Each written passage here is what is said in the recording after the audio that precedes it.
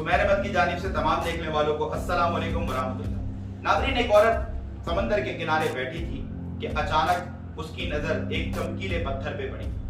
जब उस पत्थर के करीब गई और उस पत्थर को उठा के देखा तो बज़ाहिर वो पत्थर बहुत कीमती दिखता था। ये सोचकर कि बाजार मेरे घर के नजदीक है, वो औरत उस पत्थर को लेकर रवाना हुई कि मैं उस बाजार में जाकर इस पत्थर की कीमत दरियाफ्त करती। नाज़रीन, वो पत्थर लेकर वो औरत बाजार पहुंची और उसकी कीमत मालूम करना शुरू की। वो औरत हैरान रह गई ये मालूम करके कि उस पत्थर की कीमत सैकड़ों या हजारों में नहीं बल्कि लाखों में। खुशी खुशी उसने वो पत्थर अपने बैग में रखा और वो अपने घर की जानिब रवाना हुई। नाज़रीन, अभी वो अपने घर के दरवाजे तक पहुंची ही थी कि पीछे से उसे एक फकीर ने सदा लगाई। जब उसने पलट कर देखा तो पैबंद ज़दा कपड़े पहना हुआ एक बदहाल फकीर उसके सामने खड़ा था। उस फकीर ने उस औरत से मदद तलब की तो उस औरत ने अपना पर्स खोलकर कुछ रकम उसको देनी चाहिए। ऐन उसी वक्त उस फकीर की नजर पर्स में पड़े हुए उस पत्थर पे पड़ी तो उसने उस औरत से कहा कि कई दिन से मैं और मेरे बच्चे भूखे और प्यासे हैं। एक दौर हमने मुफलिसी और गुर्बत में गुजार दिया है। क्या तुम मुझ पर इतनी मेहरबान हो सकती हो कि वो कीमती पत्थर मुझे दे दो।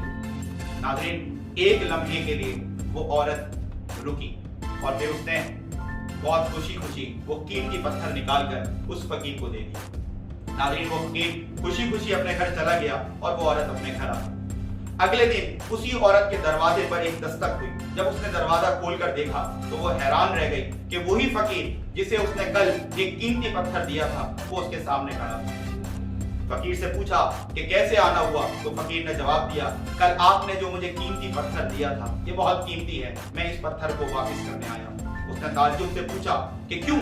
तो उस फकीर ने जवाब दिया कि इससे भी ज्यादा कीमती चीज है जो आपके पास है, मैं आपसे वो लेने आया हूँ। उस औरत ने हैरानगी में उससे कहा कि इससे ज्यादा कीमती मेरे पास कोई चीज नहीं। तो नाज़रीन, उस फकीर ने जवाब दिया कि ए बीबी, इस पत्थर से भी ज्यादा कीमती आपके अंदर एक सिफ्त है और उस सिफ्त के होने की वजह से आपने ये इतना कीमती पत्थर मुझे दे दिया।